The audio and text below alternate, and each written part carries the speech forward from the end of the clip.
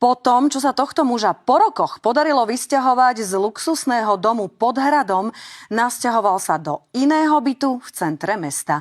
No a keď ho v sprievode polície a exekútora vysťahovali aj odtiaľ, našiel si ďalšie bývanie. A príbeh sa znova opakuje. Neplatí nájomné a všetkým naokolo sa vyhráža. Rozkopal by som dvere. Rozkopal by som tie dvere, jednoznačne. Ale najprv on má tvrdšiu nohu. Keby to bol on, poď sem.